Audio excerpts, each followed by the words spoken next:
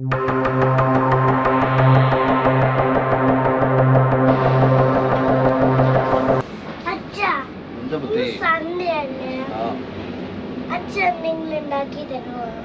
ആയിട്ടാ നമ്മൾ എന്താ ഉണ്ടാക്കുക? എന്താ വേണ്ടത്? സ്പെഷ്യൽ എന്താ വേണ്ടത്? ബിരിയാണിയാ? നമ്മൾ നാട്ടിൽ പോയപ്പോൾ ബിരിയാണി ഉണ്ടാക്കിയല്ലോ. അത് നമ്മുടെ സൂര്യവല്യേച്ചിയും എൻ്റെ വലിയ മീൻ കൂടെ ഉണ്ടാക്കി. അത് മതിയോ? അത് വേറെ എന്തെങ്കിലും ഉണ്ടാക്കാം നമുക്ക്? വേറെ ഉണ്ടാക്കണോ? അച്ഛാ ഹൈദരാബാദ് ബിരിയാണി ഉണ്ടാക്കിട്ടെ.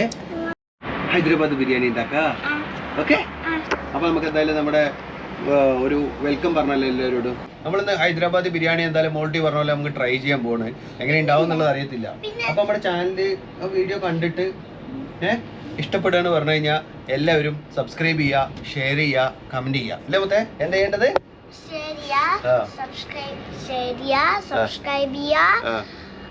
കമന്റ് ചെയ്യുക. Okay guys, welcome back. അപ്പൊ നമുക്ക് ഹൈദരാബാദി ബിരിയാണി ഉണ്ടാക്കാൻ വേണ്ടിയിട്ട് ആദ്യം ചിക്കൻ മാരിനേറ്റ് ചെയ്ത് വെക്കാൻ പോകണം. ഇതിൻ്റെ മെയിൻ കാര്യം എന്ന് പറഞ്ഞു കഴിഞ്ഞാൽ ഇതിൽ നമ്മൾ ചെയ്യേണ്ടത് ചിക്കൻ മാരിനേറ്റ് ചെയ്യുന്നത് പ്രോപ്പറായിട്ട് ചെയ്യണം. അപ്പോൾ നമ്മൾ ആദ്യത്തിലോട്ട് നമുക്ക് കുറച്ച് കൊറിയൻഡർ ലീഫ് നല്ല തന്നെ മുറിച്ചതാണ്. ഓക്കെ, പിന്നെ അതേപോലെ പുതിന.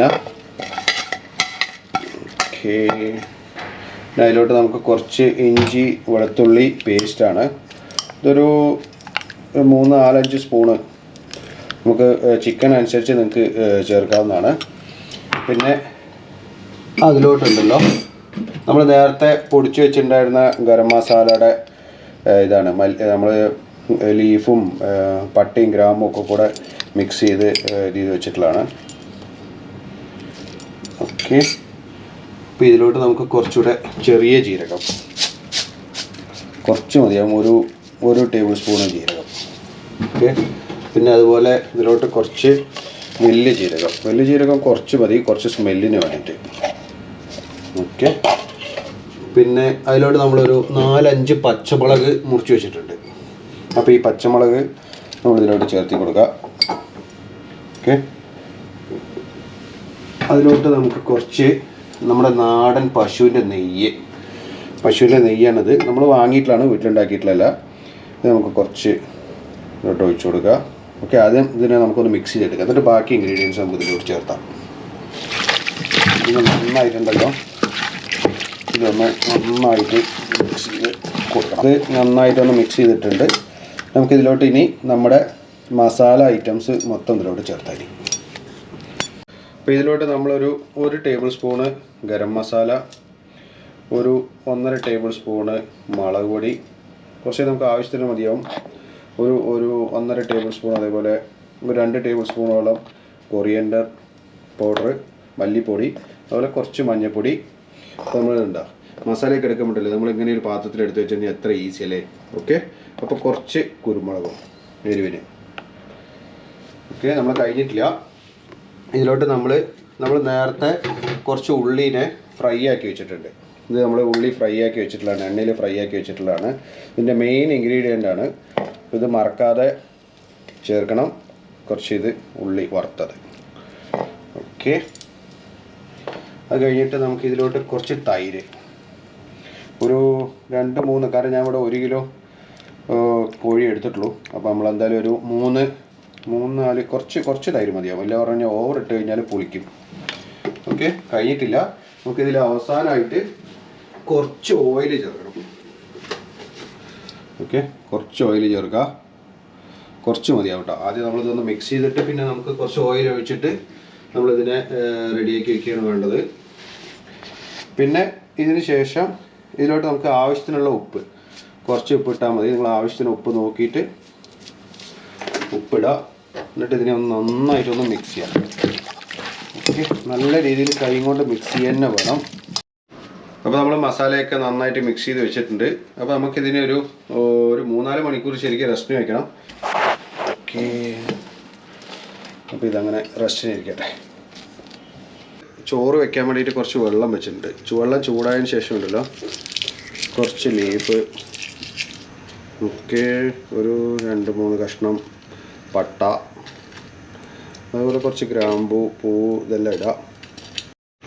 കുറച്ച് ഗ്രാമ്പൂ, പട്ട, ഏലക്കായി ഇതെല്ലാം ഇട്ടുണ്ട്. അതുപോലെ ഇതിലോട്ടൊരു 2 ടേബിൾ സ്പൂണ് ഇഞ്ചി വെളുത്തുള്ളി പേസ്റ്റ്, 2-3 ടേബിൾ സ്പൂൺ വേണമെങ്കിൽ ഇതിലോട്ട് കയറ്റിയിടാം. അതുപോലെ കുറച്ച് ഓയിൽ ഒഴിച്ച് കൊടുക്കുക. അപ്പോൾ നമുക്ക് റൈസ് ഉണ്ടല്ലോ, റൈസെല്ലാം നമുക്ക് സെപ്പറേറ്റ് ആയി കിട്ടും. നമുക്ക് കുറച്ച് ഉപ്പിടാം. കാരണം എന്ന് പറഞ്ഞു കഴിഞ്ഞാൽ നമ്മൾ ചിക്കനിൽ ഓൾറെഡി ഉപ്പിട്ടിട്ടുണ്ട്, ചോറിൽ കുറച്ച് ഉപ്പിടുന്നത് നന്നായിരിക്കും. അപ്പോൾ നമുക്ക് കുറച്ച് ചോറിലും കൂടി ആകുമ്പോൾ കറക്റ്റ് നമ്മുടെ ഉപ്പ് മിക്സ് ആവും. അപ്പോൾ നമ്മുടെ വെള്ളവും നന്നായിട്ട് ഒന്ന് ചൂടായി വരട്ടെ. അപ്പോൾ നമ്മൾ വെള്ളം വെച്ച് നോക്കാം കേട്ടോ. തിളച്ച് മറിയുണ്ട്. പിന്നെ പ്രത്യേകിച്ച് ഞാൻ നേരത്തെ പറയാൻ മറന്നു, ഈ വെള്ളത്തിന് അളവില്ല കേട്ടോ. കാരണം നമ്മൾ ഈ വെള്ളത്തിൽ വേവിച്ചിട്ട് നമ്മളതിന് ചോറ് വെന്തിട്ട് ഊറ്റിയെടുക്കാനുള്ള വെള്ളം നിങ്ങൾക്ക് ഇതിൽ വെക്കാം. നമ്മൾ നേരത്തെ ഒരു മണിക്കൂർ മുമ്പുണ്ടല്ലോ ഒരു ബസ്മതി റൈസ്, നമ്മളിവിടെ ഒരു 2.5 ഗ്ലാസ് എടുത്തിട്ടുള്ളത്. അപ്പോൾ ആ ബസ്മതി റൈസ് വെള്ളത്തിലിട്ട് സോക്ക് ചെയ്ത് ക്ലീൻ ചെയ്ത് വെച്ചിട്ടുള്ളതാണ്. അപ്പോൾ നമുക്കിതൊന്ന് ഇതിലിട്ട് ഈ റൈസ് വന്നിട്ട് ഒരു 70% നമുക്ക് റൈസ് വെന്താൽ മതി. 100% മുഴുവനായിട്ടും വേവേണ്ട ആവശ്യമില്ല കേട്ടോ. അത് നിങ്ങൾ പ്രത്യേകം ശ്രദ്ധിക്കേണ്ട ആവശ്യമാണ്. ഓക്കെ ഗൈസ്, അപ്പോൾ നമ്മുടെ ചോറുണ്ടല്ലോ ഒരുവിധം 70% വെന്തിട്ടുണ്ട്. അപ്പോൾ നമുക്കിതുപോലെ ഒരു ചല്ലട വെച്ചിട്ട് നന്നായിട്ടൊന്ന് ഊറ്റിയെടുത്തിട്ട് നമ്മളെന്താ ചെയ്യുന്നതെന്ന് പറഞ്ഞു കഴിഞ്ഞാൽ ഓരോ ലെയറായിട്ട് കുറേശ്ശെ ഉണ്ടല്ലോ നമ്മുടെ ചിക്കൻ്റെ മേലത്തോട്ട് ജസ്റ്റ് ഒന്ന് സ്പ്രെഡ് ചെയ്ത് കൊടുക്കുക. നമ്മൾ നേരത്തെ വേവിച്ചിട്ടില്ല, നമ്മൾ നേരത്തെ മസാല വെച്ച് ഇനി കുറച്ചുകൂടെ പരിപാടി ഉണ്ട്. ഇതിപ്പോൾ നമ്മൾ പകുതി സ്റ്റെപ്പ് ആയിട്ടും ഇതിലോട്ട് നമ്മൾ നല്ലോണം ഈ വെള്ളം നല്ലോണം ജസ്റ്റ് ഊറ്റിയെടുത്തിട്ട് നല്ല ലെയറായിട്ട് ഇതിലിട്ട് കൊടുക്കുക.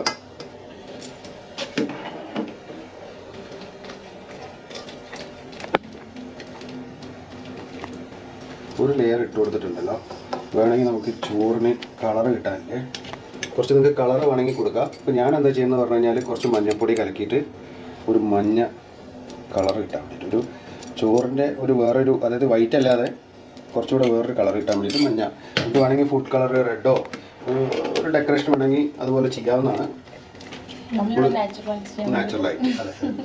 അപ്പോൾ അത് കഴിഞ്ഞിട്ട് നമുക്ക് അടുത്ത ലെയറോട്ട് ഇട്ട് കൊടുക്കാം. അപ്പോൾ ഇതുപോലെ നമുക്ക് എല്ലാ ചോറും ഒന്ന് ഊറ്റിയെടുക്കട്ടെ ആദ്യം. ഓക്കെ ഗൈസ്, അപ്പോൾ നമ്മൾ ചോറ് മൊത്തം നമ്മൾ ഇതിലോട്ട് ഇട്ടിട്ടുണ്ട്. ഇതിൻ്റെ മേലെ നമ്മൾ നേരത്തെ ഉള്ളി ഫ്രൈ ചെയ്ത് വെച്ചിട്ടുണ്ടായിരുന്ന ഉള്ളിയാണ്. ഇതിലിപ്പോൾ കുറച്ചായിട്ടുള്ളൂ.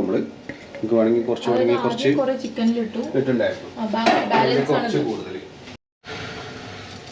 അപ്പോൾ അതിലോട്ട് നമ്മൾ കുറച്ച് പുതിന, കുറച്ച് മണം കിട്ടാൻ വേണ്ടി നമ്മൾ ഓൾറെഡി ചിക്കനിൽ ഇട്ടിട്ടുണ്ട്. നമ്മൾ എന്നിരുന്നാലും കുറച്ച് മണം കിട്ടാൻ വേണ്ടിയിട്ട്. പിന്നെ അതുപോലെ അതിൻ്റെ മേലെ കുറച്ച് നമ്മൾ നാടൻ നെയ്യ്. ഓക്കെ, ഇത്രയും വെച്ചിട്ട് നമുക്കിതൊന്ന് അടച്ച് വെച്ചിട്ട് വേവിക്കണം. ചെറിയ ഫ്ലെയിമിൽ വേണം നമ്മളിതിനെ വേവിക്കാൻ വേണ്ടിയിട്ട്. ഇതൊന്ന് അടച്ച് വെക്കാൻ വേണ്ടി നമ്മൾ ഫോയിലാണ്. നമ്മളിപ്പോൾ ഇവിടെ എന്തായാലും കനൽ ദമ്മിടാനുള്ള പറ്റില്ല. നമ്മൾ ആ ചോറ് വെച്ചുകൊണ്ടിരിക്കുമ്പോൾ തന്നെ റൈറ്റ് സൈഡിൽ വെള്ളം തിളച്ചുകൊണ്ടിരിക്കുന്നുണ്ട്. ആ ചൂട് വെള്ളമാണ് നമ്മളിതിന് വെയിറ്റ് ആയിട്ട് കൊടുക്കുന്നത്. എല്ലാം പറഞ്ഞു കഴിഞ്ഞാൽ നമ്മൾ നാട്ടിലൊക്കെയാണ് പറഞ്ഞു കഴിഞ്ഞാൽ നമ്മൾ കനൽ വെച്ചിട്ട് കനൽ മേലെ ഇട്ട് ഒരു 15 മിനിറ്റ് നമുക്ക് വേവിക്കാവുന്നതാണ്. പക്ഷേ ഇതിപ്പോൾ എന്തായാലും നമ്മൾ ചൂട് പോവാതിരിക്കാൻ ഒരു പ്ലാസ്റ്റിക്കൊക്കെ വെച്ച്, പ്ലാസ്റ്റിക്കല്ല അലുമിനിയം ഫോയിലാണ്, ഫോയിൽ വെച്ച് ഇതൊന്ന് അടച്ചു വയ്ക്കുക. ഇത് ചെറിയ പ്ലേറ്റായി പോയല്ലോ.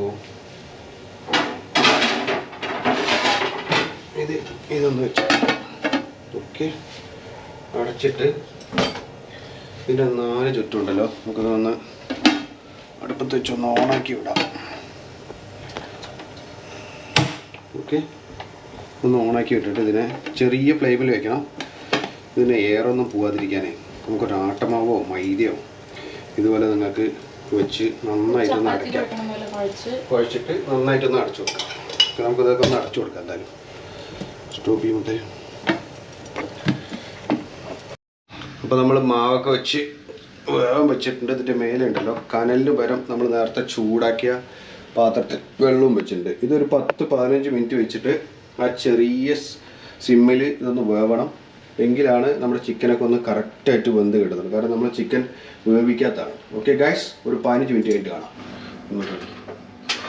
ബിരിയാണി ചെമ്പ് പൊട്ടിക്കാൻ പോവാണ്. പൊട്ടിക്കുന്നതിന് മുമ്പ് മനസ്സാകെ പടക്കുണ്ട് എന്താവും എന്നുള്ളതില്ല മുത്തേ. നമ്മൾ കുറച്ച് നേരമായി ഇതൊക്കെ ഒന്ന് ഇറക്കി വെച്ചിട്ട്. വെള്ളം വരാൻ തുറന്നിട്ടില്ലല്ലോ മുത്തേ. തുറന്നിട്ട് നമുക്ക് നോക്കാം അല്ലേ?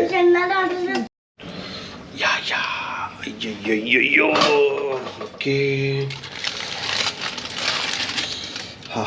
എന്താ മണം, പുക വരുന്നുണ്ടോ? മണവും കാര്യങ്ങളൊക്കെ ഉണ്ടല്ലേ മുത്തേ. നോക്കി, അടിപൊളി കേട്ടോ. നമ്മള് ഇതിങ്ങനെ ആണോ? ഇത് നോക്കിതാ, ചിക്കൻ അടിയുന്നുണ്ടല്ലോ.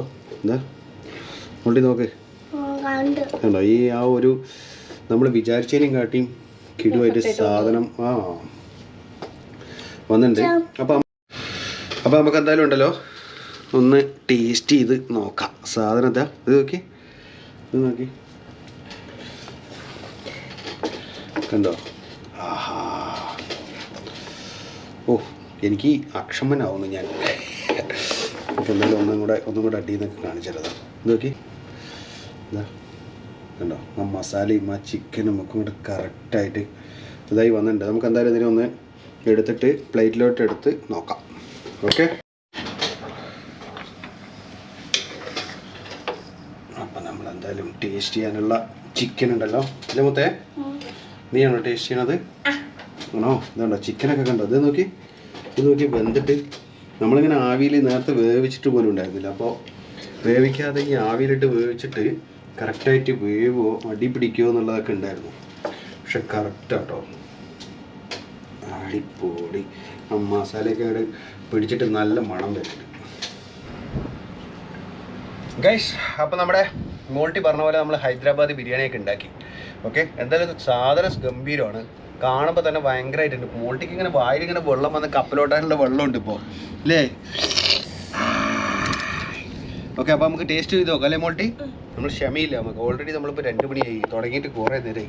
നോക്കൂ മുത്തേ, കഴിച്ചോ. അച്ചി കഴിക്കട്ടെ കേട്ടോ, എനിക്ക് ക്ഷമയില്ല കേട്ടോ. കുറച്ച് ചിക്കനൊക്കെ കണ്ടോ? അതുകൊണ്ടോ ചിക്കനൊക്കെ ഇതാ ഇങ്ങനെ നൂല് പോലെ ആയിട്ടുണ്ട്.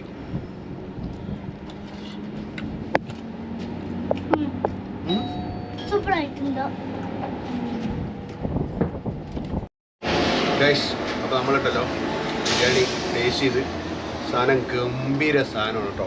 നിങ്ങൾ എന്തായാലും ഇഷ്ടപ്പെട്ടിട്ട് പറഞ്ഞു കഴിഞ്ഞാൽ ട്രൈ ചെയ്ത് നോക്കണം. അപ്പോൾ മറക്കരുത്, വീഡിയോ ഇഷ്ടപ്പെട്ടിട്ട് പറഞ്ഞു കഴിഞ്ഞാൽ ലൈക്ക് ചെയ്യുക, ഷെയർ ചെയ്യുക, സബ്സ്ക്രൈബ് ചെയ്യുക. ബായ്, കഴിച്ച് നിൽക്കട്ടെ.